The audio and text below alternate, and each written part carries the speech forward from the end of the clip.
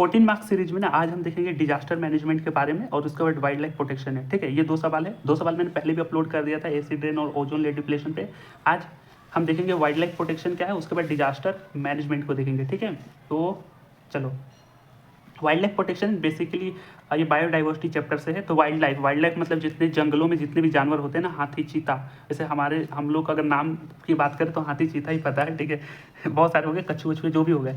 तो होता क्या था, पहले बहुत शिकार होता था ना, तो उसका प्रोटेक्शन जरूरी था, इसलिए एक एक्ट बनाया गया 1972 में। तो उसी के बारे में हमें लिखना है। ठीक है, तो वाइल्ड लाइफ प्रोटेक्शन 1972 वाला इज अ लैंडमार्क लेजिस्लेशन मतलब विधान होता है, एक ऐसा लैंडमार्क लेजिस्लेशन है passed by the parliament of India, India की जो पार्लियामेंट है, to protect wild animals, birds and plants. Simple definition, the main aim is to prevent hunting, poaching, illegal trade of wild life and to conserve biodiversity. इसका ultimate goal यही था कि जो भी hunting हो रही है, पोचिंग हो रही है, इलीगल ट्रेड हो रहे हैं, ठीक है, वाइल्ड लाइफ पे, इसको रोकना, प्रिवेंट करना, और दूसरा है कंजर्व बायोडाइवर्सिटी। तो इसके कुछ रूल है, प्रावधान है। ठीक है, इस अगर मैं बात करूँ इसके ऑब्जेक्टिव क्या था इस एक्ट का, आप यहाँ पे लिख सकते हो, to protect endangered species of animal and plants. Endangered आपको पता है ना, वैसे स्पीसीज जो एकदम खतरे में होते हैं या उनकी प्रजाति विलुप्त होती है, उनको इंडेंजर्ड बोलते हैं।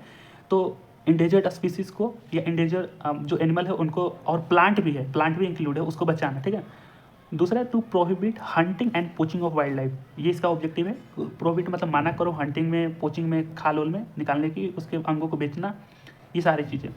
बात करें to conserve natural habitats such is forest and sanctuaries, तो जो भी फॉरेस्ट होती है, जितने भी प्लांट्स होते हैं, उनकी जो नेचुरल हैबिटेट्स है, यानी जिस तरीके का नेचर मिला है उसमें वो जी रहे हैं, अगर थोड़ा सा डिस्टर्बेंस होगा तो वो ऑटोमेटिकली मर जाएंगे। तो नेचुरल हैबिटेट को प्रोटेक्ट करना भी इसका मेन ऑब्जेक्टिव रहा था वाइल्ड लाइफ का। बात करें control illegal trade of wild life products, हमें कंट्रोल करना है जितने भी इलीगल ट्रेड होते हैं, जितने भी वाइल्ड लाइफ प्रोडक्ट। अच्छा, वाइल्ड लाइफ प्रोडक्ट आप समझ रहे हो ना, वो हर चीज़ जो जंगलों में है, हर चीज़, एक एक कंपोनेंट, उन पे जितने भी इनलीगल तरीके से ट्रेड हो रहा है, बेचाई जा रही है, उस पर हमें कंट्रोल रखना। तो ये मेन ऑब्जेक्टिव है दिस एक्ट का, इस तरीके से आप लिखना। बहुत बढ़िया, बहुत बढ़िया। बात करें कुछ इंपॉर्टेंट फीचर या फिर कुछ इंपॉर्टेंट प्रोविजन है। ठीक है, ये प्रोविजन को मैंने कट कर दिया, आप फीचर भी बोल सकते हो। कुछ इंपॉर्टेंट क्या क्या प्रावधान है इस नियम में, बस ये हमें ध्यान में रखना है। 5-6 पॉइंट है, बस ध्यान में रखना, हो जाएगा ये सवाल आपका। ठीक है, प्रोहिबिटेशन ऑफ हंटिंग, पहला प्रावधान या पहला फीचर ये था इस वाइल्ड लाइफ प्रोटेक्शन एक्ट में। Hunting wild animals, hunting of wild animals is strictly band, species endangered, मतलब स्पेशली यहाँ पे मुझे ये लिखना चाहिए था ना कि hunting of wild animals is strictly band, specially specially endangered species. Endangered species वो आते हैं ना जिनके खत्म होने के चांसेस बहुत बहुत ज़्यादा होते हैं। ठीक है, जैसे कि टाइगर हो गया और एलिफेंट हो गए। ठीक है, ये सारे बड़े बड़े और जो इम्पोर्टेंट एनिमल होते हैं। ठीक है, अब इनकी प्रजाति और इनका ही आप बेचोगे, हंटिंग करोगे, तो वहाँ पे यहाँ पे ना स्ट्रिक्टली बैन कर दिया गया है। तो ये पहला आपका हो गया। दूसरा आपका प्रोटेक्टेड एरिया हो गया। The act allows state government to declare areas as wild life sanctuaries, national park, biosphere reserve. तो ये जो एक्ट जो पार्लियामेंट ने बनाई थी, पार्लियामेंट इंडिया की, तो उन्होंने बताया था कि जो भी स्टेट गवर्नमेंट्स है, और ये वाइल्ड लाइफ प्रोटेक्शन इंडिया में ही बना था ना, तो जितने भी गवर्नमेंट एक्ट है, आप उनको बताओ कि बहुत सारे वाइल्ड लाइफ सेंचुरीज हो गए, नेशनल पार्क हो गए, बायोस्फीयर रिजर्व हो गए, आप उनको डिक्लेयर करो ताकि जानवरों को बचाया जा सके, प्लांट्स को भी। तीसरा है आपका सेक्शन एंड शेड्यूल, ये इसका प्रावधान या फीचर बोल सकते हैं, इसको लिखना। ठीक है, इस एक्ट में टोटल 86 जो 66 सेक्शंस होते हैं। ठीक है, और कैटेगराइज इनटू 6 शेड्यूल होते हैं, 1 to 6। हैंडराइटिंग थोड़ी गंदी है पर आपको समझ में आ रही होगी। तो इस एक्ट में कितने 66 गो सेक्शन होते हैं और 6 शेड्यूल में कैटेगराइज किया गया है based on their level of protection. तो जो भी शेड्यूल है ना 1 से लेकर 6, उनके लेवल ऑफ प्रोटेक्शन किस तरीके से दी जाएगी उस पर कैटेगराइज किया गया है। ठीक है, बेसिकली प्रायोरिटी दी गई है। तो शेड्यूल 1 और 2 जो होता है जिसमें एब्सोल्यूट प्रोटेक्शन दिया गया है, भाई आप इसको मार नहीं सकते। जैसे टाइगर हो गया, एलिफेंट हो गया, इंडियन स्टार टोरटोइज हो गया, इन जानवरों को 1-2 एग्जाम्पल देना, इनको आप मारना बिल्कुल सख्त मना है। ठीक है, एब्सोल्यूट प्रोटेक्शन इनको दिया गया है।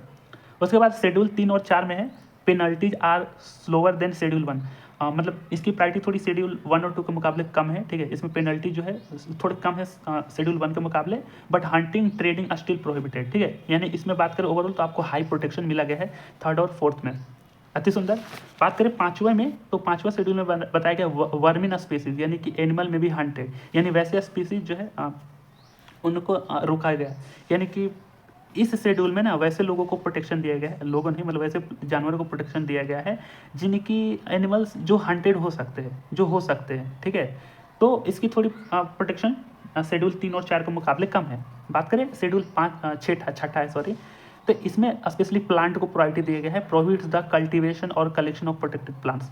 ठीक है, तो कल्टीवेशन करना, काटना पेड़ों को, ये मना किया गया है स्पेशली शेड्यूल 6 में। और जो भी प्रोटेक्टेड प्लांट्स है उसका कलेक्ट करके रखे ताकि वो भी नष्ट ना हो जाए। ठीक है, कई बार प्लांट्स की भी प्रजातियाँ नष्ट होती जाती है, तो ये शेड्यूल 6 है। ठीक है, तो इस तरीके से ये पॉइंट ध्यान में रखना। तीसरा, अब बात करें कुछ अथॉरिटी है, मतलब कि हमने ये कुछ फीचर देख लिया ना। हाँ, अच्छा, एक और फीचर है आपकी, पेनल्टीज एंड पनिशमेंट भी लगाया गया है, strict penalties and punishment for the violation the act. तो जो भी इस एक्ट को वॉयलेट करेगा उसको पीटा जाएगा, पनिशमेंट दी जाएगी। अब बात करें कुछ की अथॉरिटीज, मतलब कि इसको बनाए कौन कौन अथॉरिटीज़ है, तो बहुत सारे अथॉरिटीज़ इसमें शामिल है इस एक्ट में, वाइल्ड लाइफ प्रोटेक्शन एक्ट में। पहला है national board for wild life, NBWL, national board for wild life, यानी कि चेयर्ड बाई, ठीक है, प्राइम मिनिस्टर। ये प्राइम मिनिस्टर ने इसको चेयर किया है। It overseas wild life conservation at the national level पर। तो नाम है नेशनल ना, तो इसमें वाइल्ड लाइफ जो वाइल्ड लाइफ कंजर्वेशन एक्ट है ना, उसको नेशनल लेवल पर देखती है। ठीक है, national board for wild life, NBWL। बात करें state board for wild life, SBWL, ये क्या करती है, चेयर्ड बाई चीफ मिनिस्टर। ये प्राइम मिनिस्टर यानी सेंट्रल लेवल वाला हो गया ना, और ये चीफ मिनिस्टर जो स्टेट लेवल का हो गया, जो ये हैंडल करती है, स्टेट लेवल तक इनको हैंडल करती है। तो नेशनल लेवल पर भी हैंडल होता है, स्टेट लेवल पर भी हैंडल होता है। उसके बाद सेंट्रल जू अथॉरिटीज भी होती है, CZA बोलते हैं। ये रेगुलेट करती है, मॉनिटर करती है functioning of zoos across India. तो जितने भी जू होते हैं, ठीक है, जितने भी चिड़ियाघर होते हैं, उनकी फंक्शनिंग, उनका मॉनिटरिंग करती है ये सेंट्रल जू अथॉरिटी। तो ये कुछ की अथॉरिटीज़ हैं, ठीक है, जो वाइल्ड लाइफ प्रोटेक्शन एक्ट में शामिल है। अब बात करें कंक्लूजन की, तो आप लिख दोगे वाइल्ड लाइफ प्रोटेक्शन एक्ट ऐसा एक्ट था जो बचाने के लिए वगैरह वगैरह, आप ये लिख लोगे। कंक्लूजन जरूर लिखना, ठीक है। इस तरीके से हमने देख लिया कौन कौन से पॉइंट को कवर किया है, की अथॉरिटीज कौन कौन से है। उसके बाद इसके कुछ इंपॉर्टेंट फीचर है जो इस एक्ट में शामिल है। ठीक है, इसका मेन ऑब्जेक्टिव क्या है, और इसको थोड़ा सा आप इंट्रोडक्शन देना है, वाइल्ड लाइफ प्रोटेक्शन एक्ट क्या था। तो ये हमने देख लिया, ठीक है, बहुत बहुत बढ़िया सवाल था ये। अब बात करते हैं हम, दूसरा है डिजास्टर मैनेजमेंट पर। डिजास्टर मैनेजमेंट बहुत शानदार सवाल है। डिजास्टर होता क्या है, इसका डिफिनेशन समझो। A disaster is a serious of an sudden disruption of the functioning of a community और सोसाइटी। तो जो हमारी कम्युनिटी और सोसाइटी होती है, जिस तरीके से फंक्शनिंग चल रही है, यानी जिस तरीके से हम लोग कॉलेज जा रहे हैं, ठीक है, जिस तरीके से हम लोग घर बाजार, पूरा समाज, पूरे कम्युनिटी जिस तरीके से चल रहा है, अगर उसमें अचानक से कोई सा भी डिस्ट्रप्शन हो जाए, ठीक है, डिस्ट्रप्शन हो जाए, उसको हम डिजास्टर बोलते हैं। ठीक है, अब it is caused by the natural और मैन मेड। ठीक है, मतलब डिजास्टर जो है दो तरीके के होते हैं, एक नेचुरल होता है, एक मैन मेड होता है। नेचुरल में अर्थक्वेक, फ्लड आ गया, सुनामी आ गए। मैन मेड में आता है इंडस्ट्रियल एक्सीडेंट हो गए, न्यूक्लियर लीक्स हो गए, ये कॉजेज होते हैं। अच्छा, अगला पॉइंट आप यहाँ पे भी ऐड कर सकते हो, टाइप ऑफ डिजास्टर। तो नेचुरल डिजास्टर और मैन मेड डिजास्टर, तो उसको भी आप लिख सकते हो पॉइंट को अगर एग्जेजरेट करना है तो। अब बात करते हैं डिजास्टर मैनेजमेंट होता क्या है। डिजास्टर तो हमने समझ लिया, उसको परिभाषाएं देख ली।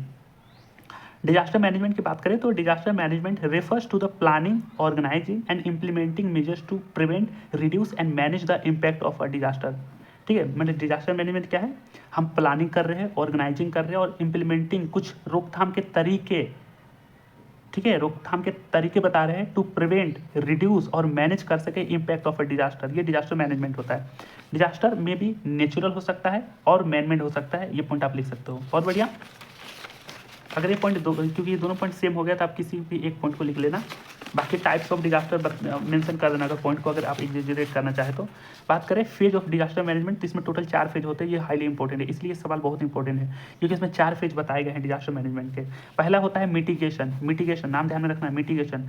मिटिगेशन का मतलब क्या है, it is action taken before happens a disaster to reduce its impact. मतलब कि इसमें अभी एक्शन नहीं ले रहे हैं, ठीक है, जितने भी डिजास्टर है उसको हम पहले से ही, ठीक है, पहले से कुछ एक्शन ले पाए। It is action taken before happens a disaster to reduce its impact. यानी कि इसमें क्या क्या हो सकता है, आइडेंटिफाइंग फ्यूचर रिस्क हो सकता है, ठीक है, implementing long term measures like earthquake, ठीक है, उसके बाद रेजिस्टेंस बिल्डिंग्स हो सकता है, बिल्डिंग फ्लड कंट्रोल डैम्स हो सकता है, ये होता है। उसके बाद planting mangroves to reduce tsunami impact, यानी कि ये होता है मिटिगेशन। आप समझ रहे हो मिटिगेशन में क्या होगा, मैं फिर से बता दे रहा हूँ, मतलब वैसे एक्शन जो डिजास्टर से पहले हो, आपको पता है डिजास्टर तो आएंगे, उसके लिए हम पहले से प्लानिंग कर ले, वो मिटिगेशन है। तो एग्जांपल ये 4-5 ध्यान में रखना। पहला है हम अर्थक्वेक रेजिस्टेंस बिल्डिंग बना पाए। दूसरा है बिल्डिंग बनाए हम फ्लड कंट्रोल डैम्स को बनाए, ऐसे डैम्स बनाए जो फ्लड को कंट्रोल कर दे।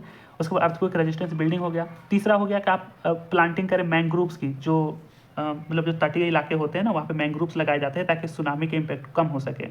मिट्टी का कटाव वगैरह वो कम हो सके। तो ये जैसे 3 एग्जाम्पल है, ये सारे क्या है, ये फ्यूचर एक्शन प्लान है। Got it. दूसरा है आपका प्रिपेयर्डनेस। इस स्टेज में क्या करेंगे आप, it is a planning and training of how to respond when disaster occurs. जब डिजास्टर होता है तब हम क्या प्लानिंग और क्या ट्रेनिंग कर सकते हैं, ठीक है। इसके बाद बात करें, it includes earning warning system, मतलब जैसे डिजास्टर हो रहा है उस टाइम, मतलब कि ये तो हो गया, ठीक है, प्लानिंग वाला फेज हो गया। इसमें क्या होता है कि जैसे ही डिजास्टर हो रहा है वो हम सारी चीज़ों की प्लानिंग और ट्रेनिंग ले ले, तो जैसे अर्ली वार्निंग सिस्टम लगा दे, ठीक है, प्लान करके रखे, प्रिपेयर्ड हैं हम यहाँ पे, उस मोमेंट में प्रिपेयर्ड है जब डिजास्टर हो रहा है, और ये डिजास्टर के पहले वाले मोमेंट पे प्रिपेयर हो जाए, ठीक है। इन दोनों में ये खास अंतर है, समझ रहे हो ना। हाँ, डिजास्टर के पहले वाले मोमेंट पे प्रिपेयर मिटिगेशन सेक्शन में हो जाएगा, और डिजास्टर जब हो उस टाइम पे क्या प्रिपेयरेशन हो। तो इसमें आ गया अर्निंग वार्निंग सिस्टम हो गया, ठीक है, कंडक्टिंग मॉक ड्रिल्स हो गए, मॉक ड्रिल्स कंडक्टिंग करना, मतलब जो बोलचाल नहीं होता है, बाढ़ आ गया आज जागते रहो, ऐसे टाइप का मतलब जागते रहो तो दूसरा हो गया। उसके बाद स्टॉक पिलिंग फूड एंड मेडिसिन, ठीक है, स्टॉक पिलिंग फूड एंड मेडिसिन। तो ये जब डिजास्टर हो रहा है, ठीक है, उस टाइम की प्लानिंग होती है, ठीक है, लोगों को बता दे, खबर फैला दे, मूक ड्रिलिंग कर दे, स्टॉक पिलिंग कर दे, फूड एंड मेडिसिन की, ये सारी चीज़ें होती है प्रिपेयर्डनेस में। तीसरा है रिस्पॉन्स, यानी कि immediate action taken during after a disaster to save lives and provide relief. तो डिजास्टर हुआ, देखो पहला स्टेज में भूकंप से पहले वाले, जैसे एग्जाम्पल है, मैंने एक डिजास्टर ले लिया, ठीक है, भूकंप। अब अर्थक्वेक के पहले वाले आप क्या कर सकते हो, बिल्डिंग बना सकते हो, ठीक है। दूसरा स्टेज क्या था, प्लानिंग। तो जब डिजास्टर हो रहा है तो उस टाइम पे आप लोगों को बता दो, मॉक ड्रिलिंग, ठीक है। अब तीसरा स्टेज है रिस्पॉन्स, जब भूकंप आ गया, खत्म हो गया, ठीक है, उसके बाद हमें क्या होगा कि इमीडिएट एक्शन क्या क्या ले सकते हैं during after a disaster to save life and provide relief. इसके लिए आप क्या कर सकते हैं, इट इंक्लूड रेस्क्यू ऑपरेशन हो सकता है, मेडिकल एड हो सकता है, फूड सप्लाई हो सकता है, इमरजेंसी शेल्टर आप दे सकते हैं लोगों को, ठीक है। तो ये जब डिजास्टर होता है ना, या होने वाला होता है, चाहे हो रहा होता है, उसमें आप क्या रिस्पॉन्स ले रहे हो, तो जो भी आपके पास पॉसिबल आइडियाज है आप यहाँ पे लिख देना, ठीक है। रेस्क्यू ऑपरेशन को बुलाना, मेडिकल बुलाना, ठीक है, फूड सप्लाई करना, इमरजेंसी शेल्टर देना। जैसे हमारे यहाँ ना एक बाढ़ आया था, करीब करीब मैं 9th या 10th में था, तो हमारे स्कूलों में सरण दी गई थी लोगों को। बात करें चौथा रिकवरी है, तो सब कुछ शांत हो गया, मामला डिजास्टर आया, खत्म हो गया, सब मामला शांत हो गया, उसके बाद रिकवरी भी तो देना है। अब जो लोग को आपने शेल्टर में दिया है, भूखे पड़े हैं, ठीक है, बेघर हो गए हैं, तो उनकी रिकवरी देना। तो it is a long term process of restoring normal life. इसमें आप क्या क्या कर सकते हो, जिसमें इंक्लूड्स रिकंस्ट्रक्शन, जो बिल्डिंग टूटा है उसको फिर से रिकंस्ट्रक्ट करो, रिहैबिलेशन यानी पुनर्वास करो, मतलब लोगों को अगर जरूरत पड़े तो पुनर्वास कर सकते हैं, एक जगह से दूसरी जगह तक जा सकते हैं, ठीक है, वैसे लोगों का। उसके बाद लिवलीहुड सपोर्ट दो, यानी कि अगर घर में अगर डेथ भी हो जाते हैं, अब बेचारे कहाँ जाए, तो उनके लिए जीविकोपार्जन के लिए कुछ तो सपोर्ट दोगे ना, तो ये रिकवरी वाला फेज होता है। तो आई होप ये चारों पॉइंट को आप लिख दोगे, बस ये पॉइंट ध्यान में रखना, मुझे पता है आप पॉइंट में चीज़ों को और लिख दोगे, ठीक है। Mitigating, preparedness, response, recovery, got it. अब बात करें कुछ कैटेगराइजेशन ऑफ डिजास्टर है, इस पॉइंट को आप पहले या बाद में लिख सकते थे। हाँ, बेसिकली 3 तरह की कैटेगरी होती है डिजास्टर की, इस पॉइंट को जरूर ध्यान में रखना। 3 तरह की कैटेगरी होती है। पहला आपका फ्लड हो गया, जो कि वाटर और क्लाइमेट से रिलेटेड, वाटर और क्लाइमेट से रिलेटेड, जहाँ पे पानी से रिलेटेड हो, जैसे फ्लड हो गया, साइक्लोन हो गया, हीट वेव्स हो गए, ठीक है। उसके बाद ड्रॉट्स हो गए, ड्रॉट्स मतलब सुखाड़, तो ये हो गया वाटर और क्लाइमेट से रिलेटेड। दूसरा है जियोलॉजिकल, जो धरती पर हो, जैसे लैंडस्लाइड होना, मतलब जैसे पहाड़ कार चला रहे हो, अचानक से मिट्टी का कटाव हो गया, मिट्टी कुछ ढल गए, तो लैंडस्लाइड्स हो जाना। अर्थक्वेक आ गया इसी जियोलॉजिकल में, और वोल्केनिक इरप्शन हो गया, तो जो लैंड एरिया पर होता है, जो भूमि पर होता है, या भूमि से रिलेटेड डिजास्टर जियोलॉजिकल कैटेगरी में आ गया। वाटर क्लाइमेट से हो गया तो बाढ़, सुखाड़, ठीक है, ये सारे हो गए। इसमें आपका वो आंधी भी आ सकता है, स्टॉर्म, ठीक है, स्टॉर्म, ये भी ऐड कर देना। बाकी इंडस्ट्रियल में आ सकता है, जैसे पैंडेमिक कुछ हो गया, जैसे कोविड-19 था, इंडस्ट्रियल एक्शन जैसे भोपाल गैस ट्रेजेडी थी। तो ये सारे कुछ कैटेगराइजेशन है डिजास्टर के, आप देख सकते हो ना, बहुत बढ़िया। अब ये जरूर मेंशन करना, ठीक है, role of Indian disaster management organisation, क्योंकि डिजास्टर मैनेजमेंट पे आप नोट्स लिख रहे हो। तो कुछ इंडियन डिजास्टर टीम है, ठीक है, एक पहला एनडीए में है, national disaster management authority, NDRF, national disaster response force. अच्छा, ये देखो, ये इसका क्या काम है, इसका चाहो तो आप थोड़ा सा एक्सप्लेन भी कर सकते हो। नेशनल डिजास्टर मैनेजमेंट अथॉरिटी यानी नेशनल लेवल पर मैनेजमेंट का काम करती है। अब ये क्या करती है, नेशनल डिजास्टर रिस्पॉन्स फोर्स। तो मैंने हम लोगों ने उसके फेज में रिस्पॉन्स पढ़ा था कि जब मतलब जब डिजास्टर हो, रिस्पॉन्स के केस में क्या था, इमीडिएट एक्शन क्या क्या ले सकते हो जब डिजास्टर हो उसके दौरान, तो वो कौन सा देखभाल करती है, आपकी एनडीआरएफ करती है, नेशनल डिजास्टर रिस्पॉन्स फोर्स। उसके बाद एसडीएमए में बात करें तो स्टेट डिजास्टर मैनेजमेंट अथॉरिटी हो गई, डीडीएमए की बात करें तो डिस्ट्रिक्ट डिजास्टर मैनेजमेंट अथॉरिटी हो गई। तो ये कुछ role of Indian disaster management organisation है। अब नाम पढ़ के भी समझ में आ रहा है, तो अगर आपको एग्जेजरेट करना हो लाइन को तो आप इनको एक्सप्लेन कर सकते हो, ठीक है।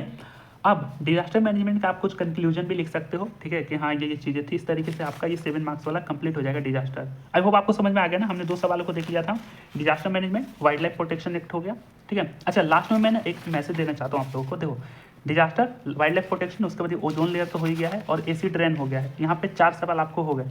उसके बाद और अगर हो सकता है, उम्मीद है इसमें से तो एक सवाल आपको हिट करेगा। दूसरा सवाल आपको आ सकता है, अल्टरनेटिव ऑफ फोसिल फ्यूल में जितनी भी प्रकार की एनर्जी है जिसको मैंने कवर किया था, आप उस वीडियो को जरूर देखना, उन सारे वीडियोस को एटलीस्ट देख देना, ठीक है, बेंच कर देना 2x पर, क्योंकि एग्जाम में आप लिख लोगे, ठीक है। ट्रिपल उतना भारी नहीं है, तो देख लेना। तो उस तरीके से आपको 14 मार्क्स सिक्योर्ड हासिल हो जाएंगे। गॉट इट बडी? हाँ, तो इस तरीके से हमने ये सारे सवाल देख लेना। Thanks for watching, we will meet in next one, bye bye.